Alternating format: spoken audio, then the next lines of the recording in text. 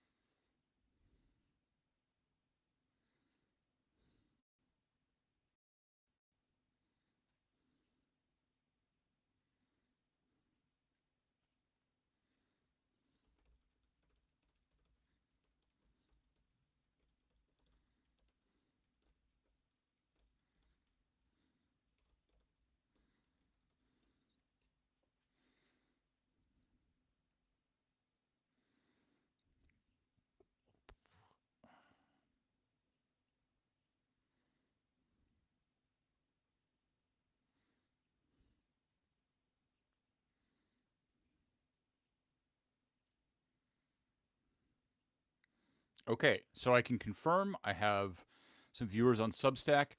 Just so you guys can be really impressed with me, this is streaming. Oh, in fact, I'm getting the feedback.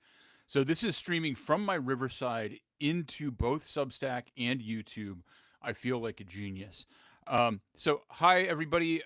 We should have Austin here soon, but I might be getting updates. So since this is scheduled, we are live. For those of you who might not know, we're doing a bit of a crossover between I guess my personal project and my new job at Zero Knowledge Media, which you'll learn more about over time. But today we're mostly just doing a test. We're going to walk through some news, and Austin, my partner, should be here any literal second now. So, but we will. It's only 2:29 by my clock, so we'll give it about 30 seconds or so to wait until anybody shows up. I don't know. I don't have a good sense of what to do with this dead air, but there are people watching right now, so I really don't want to leave you all hanging. Um, Let me see. Can I? Okay. See, this is what I'm figuring out. I don't see any chat. Oh, is that Austin? What is this? I I'm think hearing. it's me. Oh, okay. I hear Austin. Are you in the actual stream? Oh, okay. There we go. There we We got go. two people. Amazing. The layout is actually working. How's it going? It's going well. How about yourself? Pretty exciting. I don't know if you heard my update, but I successfully have this Riverside instance connected both to YouTube live streaming and to my Substack. So I've figured out some infrastructure here. So we're making progress. Nice. And in fact, obviously, I've told people this is a test, but we do have a few viewers over on Substack. So we're doing this for real now, I guess. How's what were you up to today? Remind me. Austin. By the I way, welcome, Austin Campbell. We do have viewers now, so we're rehearsing how to do all these parts, including introducing each other. So this is my colleague Austin Campbell from Zero Knowledge Group, and we're here to talk some news. But what were you up to earlier today, Austin?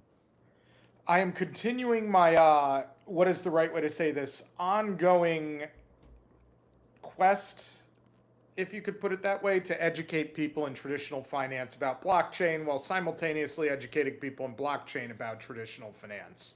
So I was at one of the big asset managers in New York in their office, along with a couple of other panelists from some big institutions, both crypto native and TradFi, working in the space. And one of my sort of continual ongoing observations is that because this is a multidisciplinary problem, people do not understand it. It Mm. continues to be something where everybody sees like one angle and they see their angle, but it's a little bit like the parable of like the blind men and the elephant. Nobody is seeing the whole picture.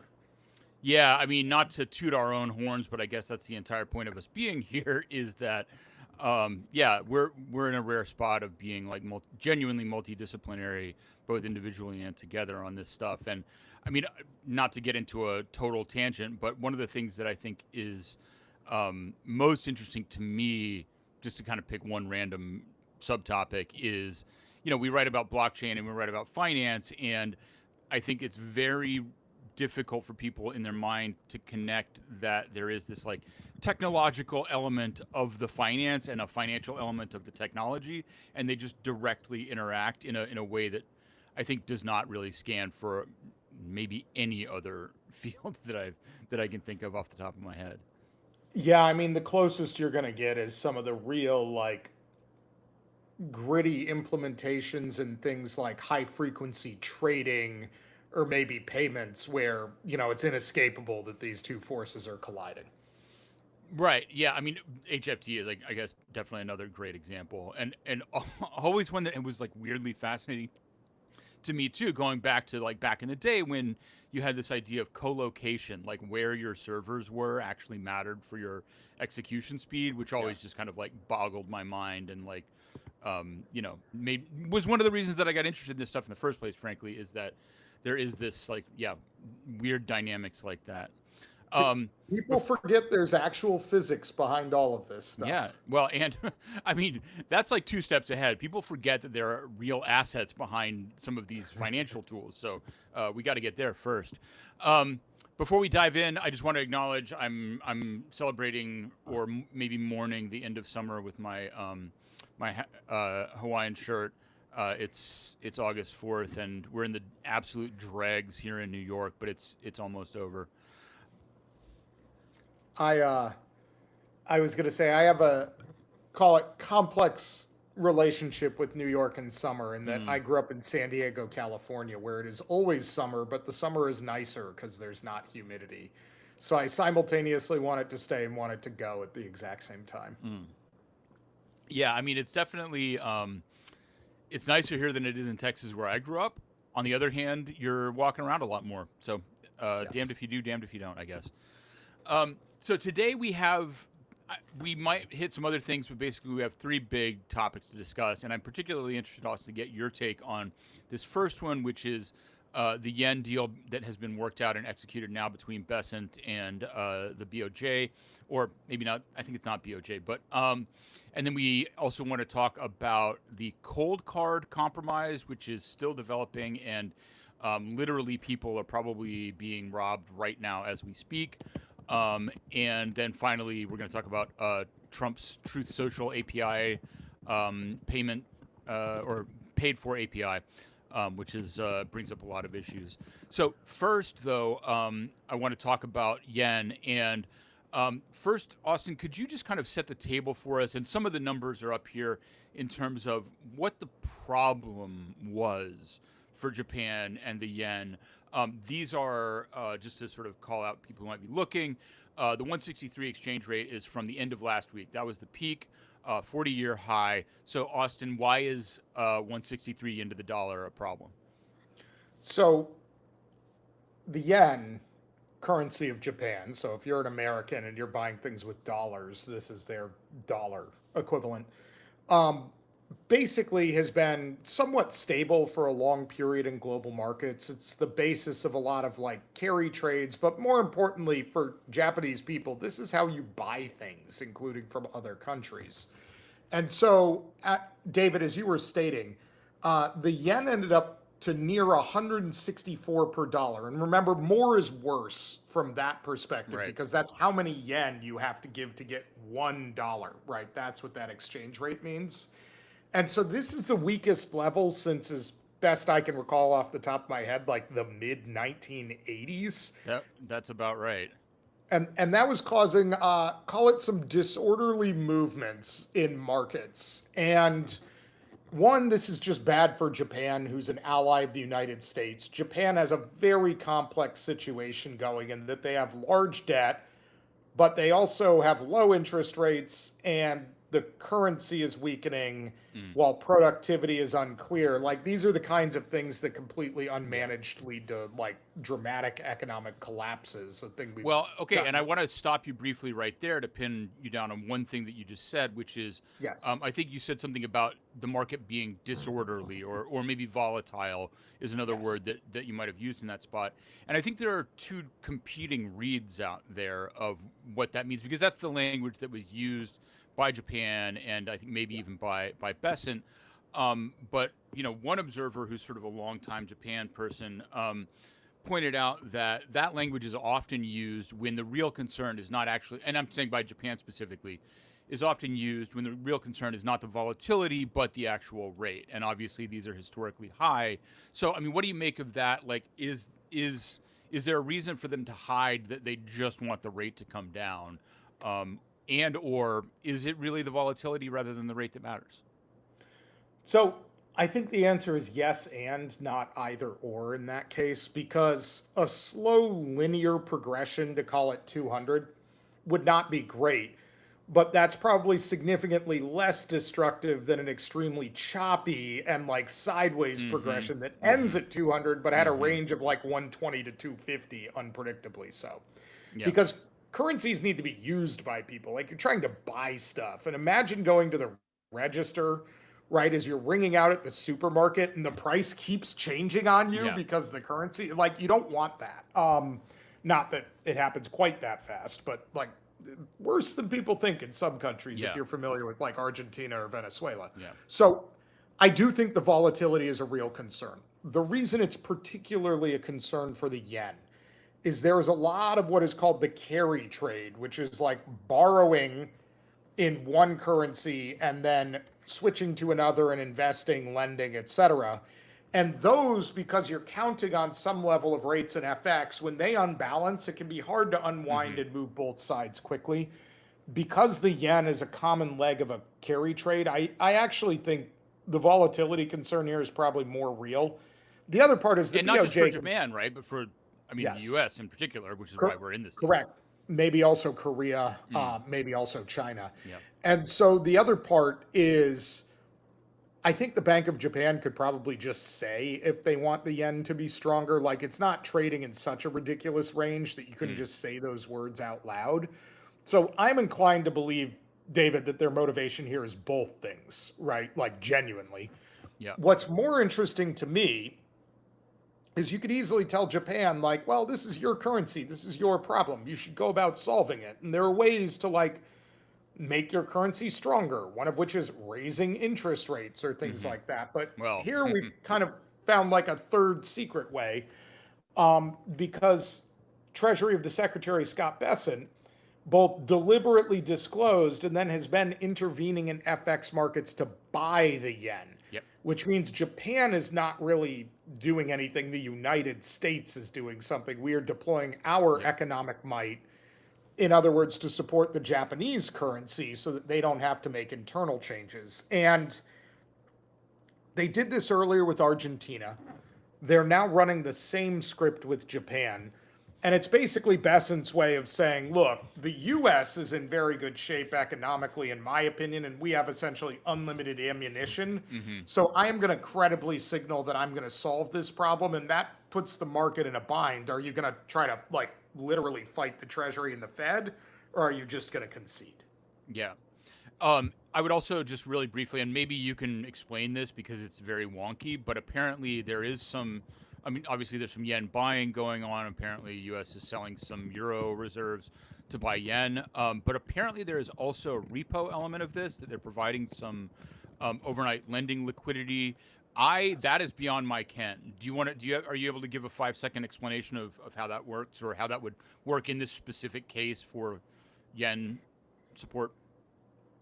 Yeah, so in this case, I believe, and again, I'm like firing from the hip here. So if I get a few details wrong, please don't crucify me. But I think this is the FEMA repo facility, which is Mm. a Federal Reserve thing, where what happens there is Japan's got a lot of treasuries. They can pledge those as collateral and borrow dollars against them so that they can generate liquidity without having to sell US treasuries outright. That is a thing that I think the US is highly incentivized to provide to them because Mm, we don't want them just dumping treasuries in right. disorderly fashion. Yeah, because we have a double incentive here, right? We want them to hold onto their treasuries so that they don't use those to buy yen back, right? Sell dollars to buy yen. And then there's the sort of whip crack of the carry trade that potentially impacts us. So it's a, it's a beneficial for us type of thing for sure. So we have also an interesting question, and we've kind of went back and forth on this because on Friday, Reuters caught I would say, a little bit too convenient picture of Scott Bessent's notebook, very openly laid out on a lectern at I forget which exact meeting, but I think we both converged on the idea that this was not an accident. I mean, you're the treasury of the secretary writing a highly legible note and leaving it out in public where you Yeah, know there's going to be cameras on a thing, and this is important, where credible signaling actually makes it stronger, as in yes, showing people this is a priority and following through makes it more likely to succeed. It seems pretty obvious that that's the kind of thing that they would do on yeah. purpose. Yeah, definitely. So that's I would say, the white hat explanation. Unfortunately, because it's the Trump administration, you do also have other suspicions in the mix, which is, of course, that if you have this signal 2 days ahead, maybe you can profit off of it. I mean, possible, but if you're leaving that out in public for people to photograph, it Yeah, rapidly goes from being inside information to, how shall we not say, exactly a lot of outside. alpha left 10 seconds after that photo is published. Correct. The Yeah. the other thing I would remind people is that one of the least political organizations in the entire US government is the US Treasury. Right, if you look at the way they've operated, they've been very Yeah. consistent across multiple presidential regimes from like Clinton to Bush to Obama to Trump the first time to Biden to Trump the second time. And a lot of these people are like wonky economics nerds. Right. Some of them I know personally. I would tell you if you're gonna do an FX intervention, you want to signal credibly about it, and they are not unaware of how these things work. Yeah. So I'm honestly not like familiar with Besant personally, like what he's like or anything other than his apparent sort of bellicosity in the White House. But it does call to mind a comparison with the first Trump administration. We're not in a crisis right now, but do you see parallels between Besant and like Mnuchin back in the day? Less than one might think. Scott is a very experienced hedge fund manager. Like he was involved in the FX like attack on the Bank of England back in the day. He is well regarded in financial circles. He was a punchy guy before he ever got to the White House and will be a punchy guy after he leaves the White House because Mm-hmm. that is who he is as a human being. Mm. And for those who have never met or like dealt with the Treasury of the Secretary, he's like a big dude. Like Right. Besant Which is, like 6'3" and like large. So I want you to incorporate that when you're imagining him threatening to fight people in the administration. Is like that is mm, not like an idle threat. He yeah. will go out to the parking lot and throw down. And It so it's just who he is. He was like yeah. that in capital markets. Hmm. Well, and well, exactly right. He's like that in the market, and you mentioned the Bank of England. I don't know what you call that trade, I guess, but it does circle us back around to our first topic, right, which was volatility versus exchange rates, and it does force me to sort of bring up that, or at least my philosophy of markets, right, is that it's hydraulic. Every time you try and push something down one place, it comes back up somewhere else. The repressed always returns, and volatility always returns. And I think that the Bank of England thing is an interesting bookend. Not to say that this intervention in the yen is anywhere near the kind of scale that the Bank of England was trying to do at the time to Yes. save the pound, but it is still. I guess he's maybe on the positive side. You could say he knows what breaks a currency, and so maybe he's not going to do it. But it is a very similar kind of intervention, just in the sense of like propping something up, broad I mean, outlines. it certainly is, but I think the question when these things happen is does the market have the ammunition to force them to pay for it? In the Yeah. case of England, the answer was yes. In the case of the United States, I think currently the answer is no. But it also becomes one of those things of the more we spend, the more debt we have outstanding, Hmm. the more sensitive we are to our own interest rates, and the more we care about inflation, maybe the less ammo we have. So Yeah. I think it is not coincidence that they deployed this to stop the selling of treasuries and to help a U.S. ally. Hmm. I think if this were like, I don't know, let me pick a country we don't have a particularly strong love or hate for, India, they would have just done nothing. Yeah. Oh yeah, yeah, yeah. And obviously we have all the relationships that we're talking about. So it's a calculated move, I guess. Any last words on the yen support? Yeah, I very much doubt this is the end of this story. Okay, so here we If go. you look, yeah, if you look at the long-term trends in Japan, they're gonna need to get to some form of normalization, and the question is how to get there. So, I think anybody who thinks, oh, this has been put to bed, like history would tell you Hmm. otherwise. The hard Yeah. part is predicting the time frame.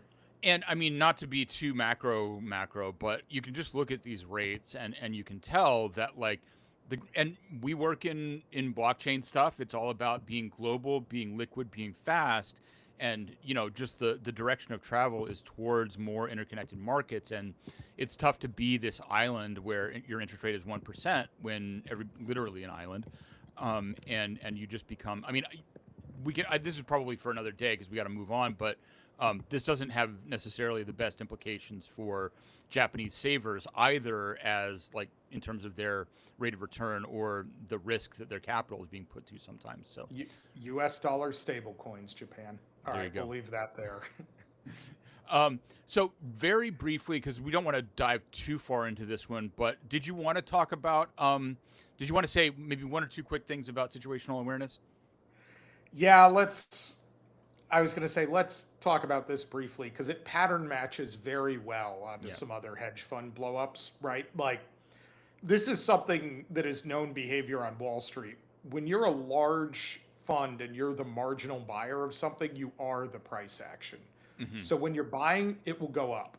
And when you stop buying or you are forced to sell, it will go down. Yeah. Sometimes in violent fashion. Like we saw this with Bill Huang, right? Like everybody remembers the Archegos blow up on the street. It basically was the end for Credit Suisse. Not that they hadn't committed a Yeah. thousand other faults before then. And so It's so funny. That feels like yesterday. That was like 4 years ago now. Yeah. time flies like an arrow, fruit flies like a banana. But so what happened here is Leopold was the marginal buyer for things in the AI space. And so when he was buying using a lot of leverage, it was going up. And this explains some of the market dislocation and like correlation breakdowns because it's just one huge fund pushing the marginal bid. But then as soon as he's out of ammo, well, gravity reasserts itself. And Yeah. this to me is the classic like they understood their local stock, but they did not understand the market dynamics because I have a position in a stock because I think it will go up is a very different situation than I own 80% of this stock. Yeah. And so the scale and like the market dynamic at the high level of who knows what about who when you're all the big players matters a lot.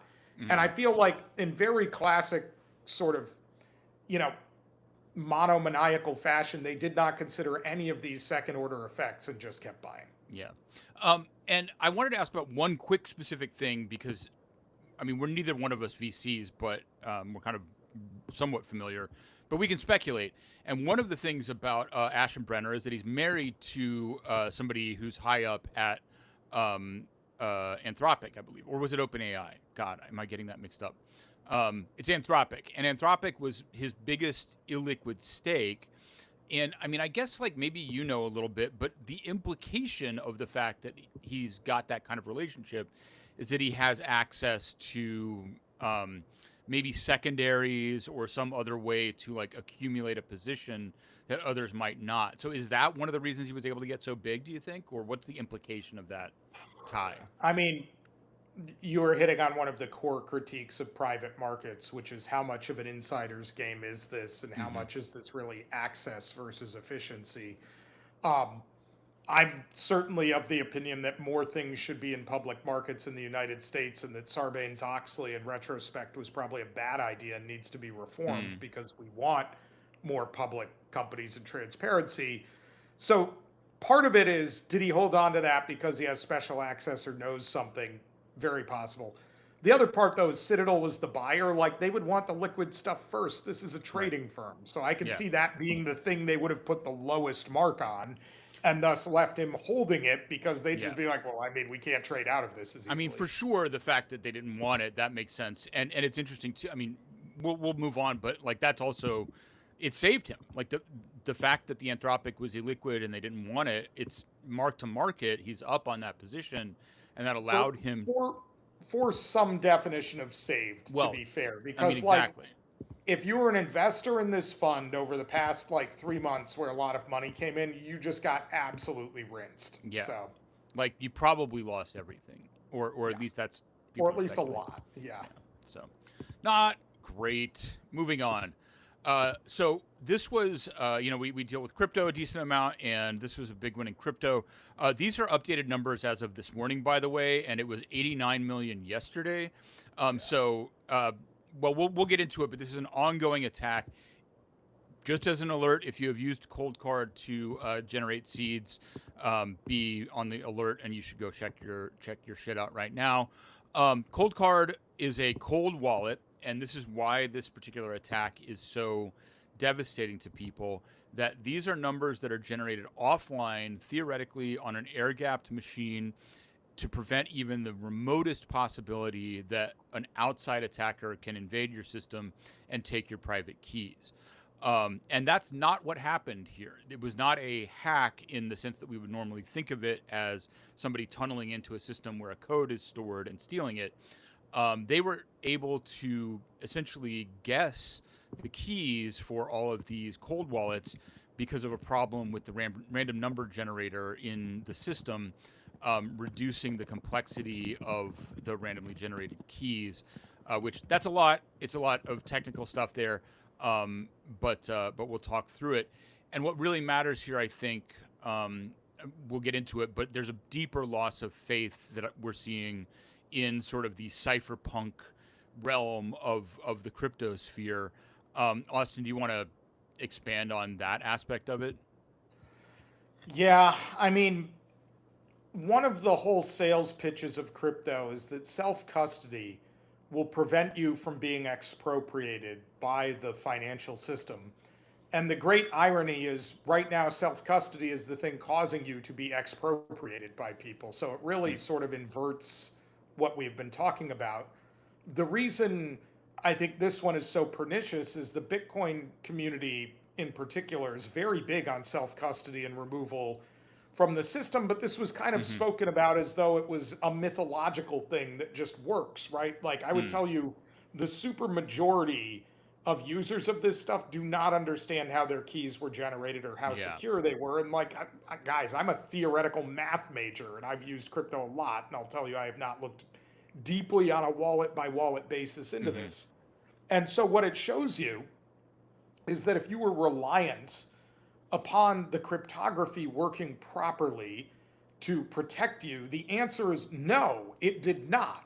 And that's not to say like the core cryptography didn't work, but that's Right. a We should be distinction clear about without this. a This is not difference. Bitcoin Yeah. failing. It's something else, but it's pretty close. It's the wallet I use to hold my Yeah. Bitcoin failing in a way that I realistically, as an end user, could not have due diligence, Exactly. which is what is important here, right? This is not one where everybody was pointing at it and being like, David, this is stupid. David, this is stupid. David, this is stupid. And then you did it anyways. This was a thing everybody thought was the gold standard, that claimed it was doing the right thing. And as it turns out, very much no. So here I would tell you, the fact pattern is that people who followed all the security recommendations and did everything right Yep. have now lost all of their Bitcoin because they followed the advice of people to do everything right. That is a very different type of error than people who like got scammed because no, this like woman in Thailand truly does love me type stuff. Or because This they is wanted to like, make 20% on their crypto by correct. giving it to Alex Mashinsky, or these are totally Correct. different things. Yeah. This was not knowable with good risk judgment. And Yeah. that is a different type of, this is basically the crypto equivalent of putting all your money into JP Morgan Chase to keep it safe and then finding out it was a huge Ponzi scheme and losing it all. Yeah. Yeah. And so we have here a tweet from our friend Nick talking about this phenomenon that like and it's actually significant. He cites influencers, and that is a factor here, that a lot of people were endorsing Cold Card quite enthusiastically, including not to say that any or all of these were like paid relationships, but I saw a sort of regretful tweet this morning from Alex Gladstein from the Human Rights Foundation that he hadn't like heavily promoted Cold Card, but he had mentioned it a few times. And I think a lot of people are grappling with that because, you know, it's not just that like the end user can't independently verify the trustworthiness of this thing. It's that there were actually like authoritative quote unquote experts. I mean, genuine experts, people who really know what they're talking about, who co-signed this thing. And the bug was there for 5 years, and apparently, I think it was not open source per se, but viewable and reviewable. I might have missed a nuance there, but this is another factor here in this kind of cultural downgrade. Perhaps is that one of the philosophies is, as you suggested, like check yourself, don't trust, verify, and this just does not seem like a case where that's something that could reasonably be expected. I mean, it's very possible the thing that did the verifying here was AI, which has its own terrifying security implications for people. But the story you have told is correct. Like, this was promoted, it was said to be the right thing. There's no reasonable way to check it, and congratulations, you got fucked. So, Yeah. one thing that I've been saying for a long time, and I have been catching a lot of flack from the crypto community over this, so I'm going to say right now, all of you owe me a goddamn apology, is that self-custody is significantly worse for the majority of people than institutional custody. I would much rather have Fidelity or BlackRock or Franklin Templeton or Coinbase responsible for making sure my shit doesn't get lost than me in most cases. And the biggest Certainly exemption at any to that, sort of size, you know.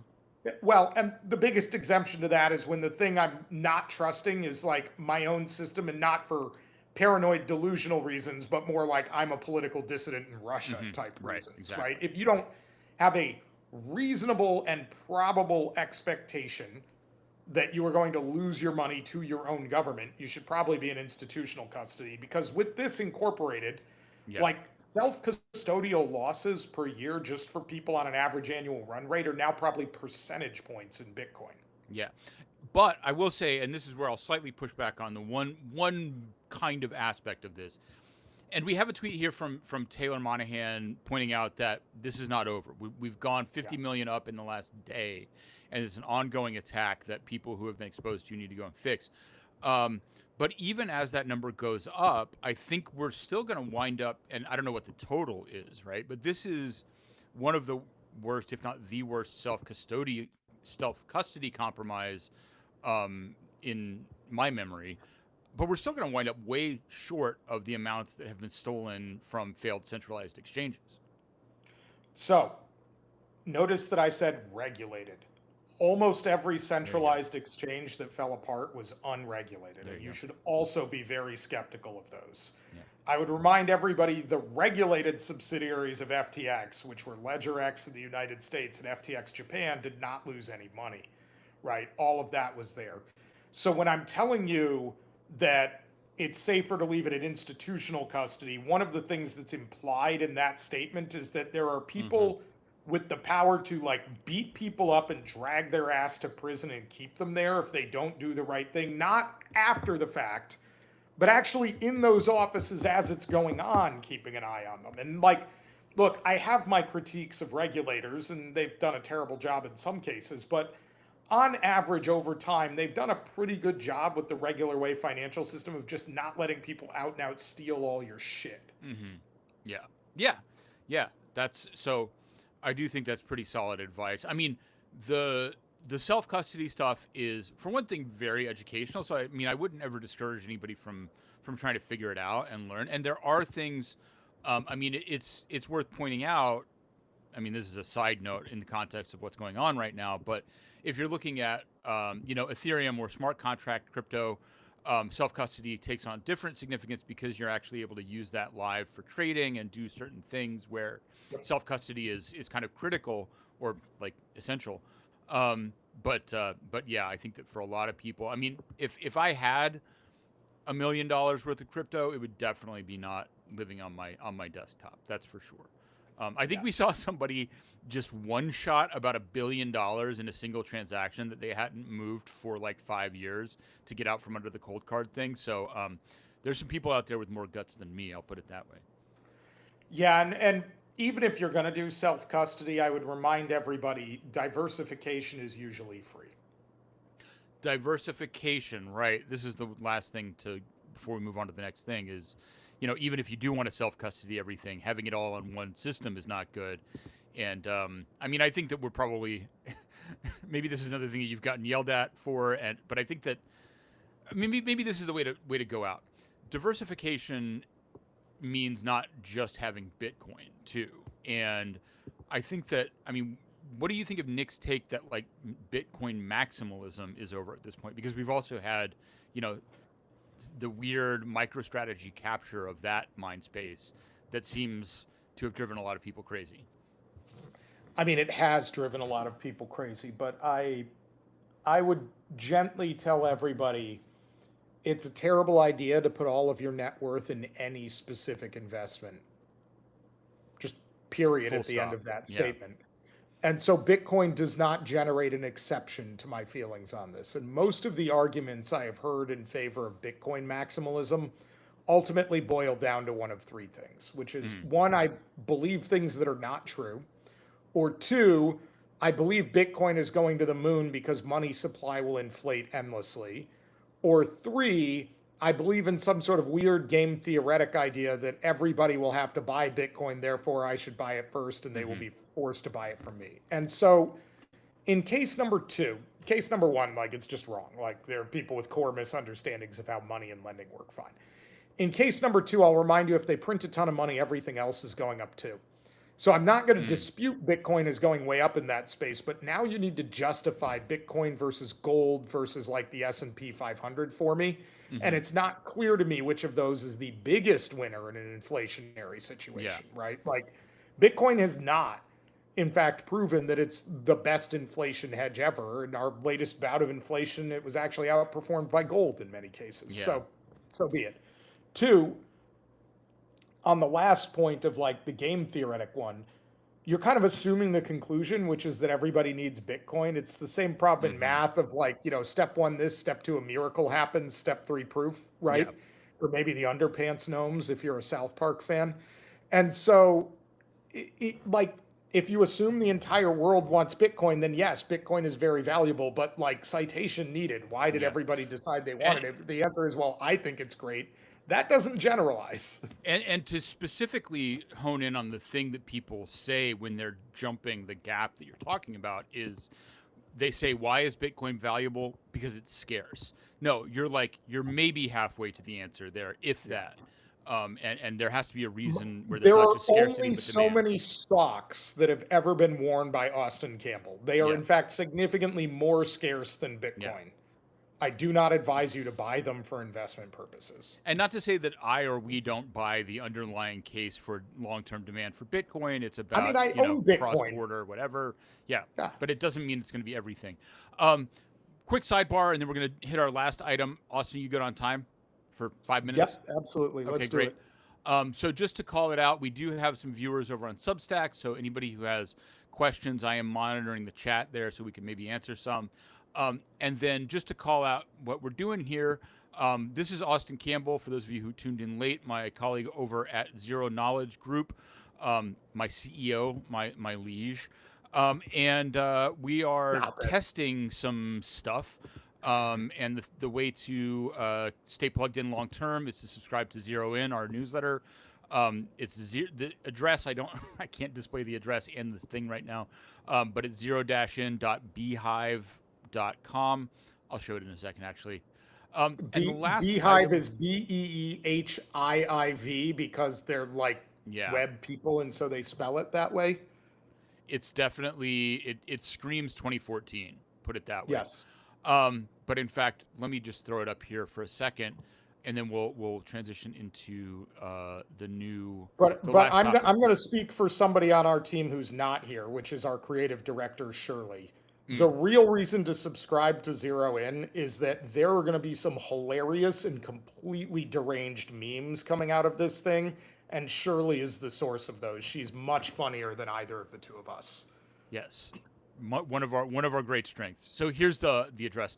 I'll switch to the visual in a second, but the last thing that we're going to talk about is Truth Social offering a premium feed of the president's truths.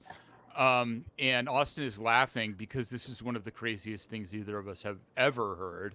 And the gist of it, you can tell from. I think we don't have confirmation of a price, even though the product supposedly went live on Saturday, which is odd to me.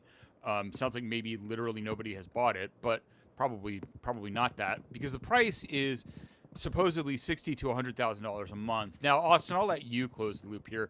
What does it communicate when the price for a data feed is $100,000 a month? Well, just rounding that up, that's $1.2 million a year.